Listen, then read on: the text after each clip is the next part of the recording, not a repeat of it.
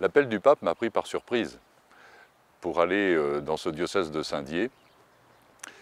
Et je l'ai reçu comme un appel à aller plus loin dans le don de moi-même, à la suite de Jésus.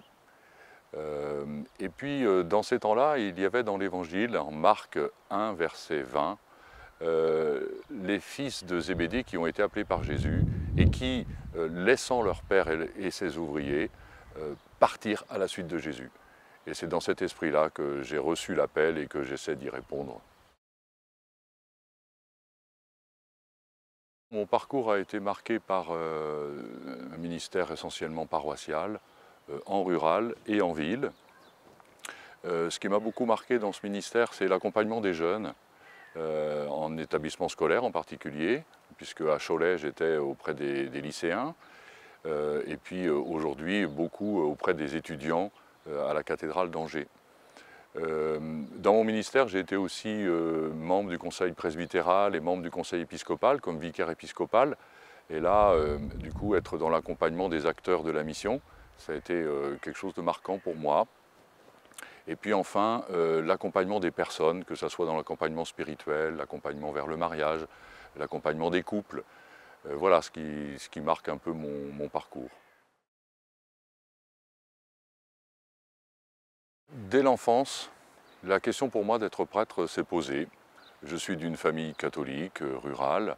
Nous n'avions pas spécialement l'habitude de prier en famille, mais nous allions à la messe le dimanche. Et je savais que la foi est très importante pour mes parents, puisque chaque matin et chaque soir, j'entendais la musique de leur prière conjugale. Et c'est dans ce terreau-là qu'est né, je pense, l'appel du Seigneur et la réponse que j'ai voulu lui donner. J'ai voulu lui donner cette réponse parce que pour moi c'était une manière de le servir et puis de servir la société en servant l'Église. Les joies pour moi, c'est d'être témoin du cheminement de foi des personnes rencontrées, et être témoin de leur expérience de la rencontre avec Jésus-Christ et dont elles sont capables de dire des choses, parfois avec difficulté, mais c'est souvent très très fort. Et l'autre chose, c'est que le Seigneur nous donne d'être témoins de sa présence, de sa puissance dans la vie de ces personnes et dans la vie du monde. Et pour moi, c'est les joies profondes qui me rejoignent dans mon ministère. Quant aux difficultés, il s'agit de deux choses. La première, c'est pas facile d'aider les gens, d'aider les personnes à trouver leur place, leur juste place, tant dans l'Église que dans la société.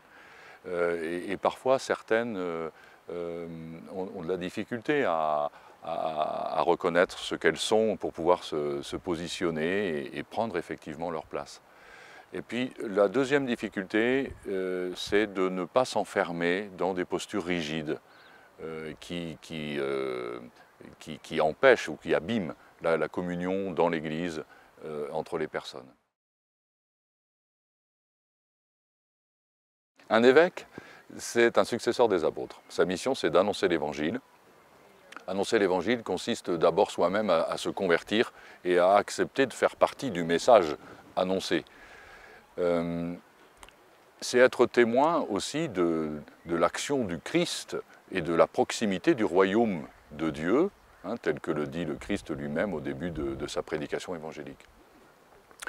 Et donc le rôle de l'évêque va être de stimuler l'Église dont il reçoit la charge pour être dans cette dynamique d'annonce de l'Évangile et de rendre compte de la proximité du royaume de Dieu. La devise que j'ai choisie, c'est « Le semeur est sorti pour semer », en Luc 8, 5, parce que, bon, déjà, elle fait écho à mon origine agricole, d'une part. D'autre part, elle est une contemplation du mystère de l'incarnation, l'envoi du Christ dans le monde, l'envoi du Fils, Verbe fait chair, et puis elle est stimulante pour une Église en sortie, chère au pape François. J'ai vraiment le cœur gros de quitter Angers, l'Anjou, mais c'est avec un immense merci que que je quitte parce que c'est cette Église qui m'a enfanté à la foi, c'est cette Église qui m'a appris la mission et l'importance de l'annonce de l'Évangile pour être une Église vivante. Bien sûr, je sais que certains sont inquiets de ce qui va se passer après, tant sur la paroisse que dans d'autres responsabilités que j'ai, mais j'ai confiance en Dieu qui n'abandonne pas ceux qui l'appellent. Alors j'ai une grande pensée pour mon prédécesseur, Monseigneur Berthet, qui est décédé il y a 18 mois. Et je viens confiant dans le fait que ceux qui vont m'accueillir dans cette église de Saint-Dié vont m'apprendre à connaître leur église, à l'aimer. Je viens en me disant que je vais me mettre à leur école pour mieux comprendre qui ils sont, comment ils vivent l'Évangile et comment avec eux je vais pouvoir annoncer l'Évangile.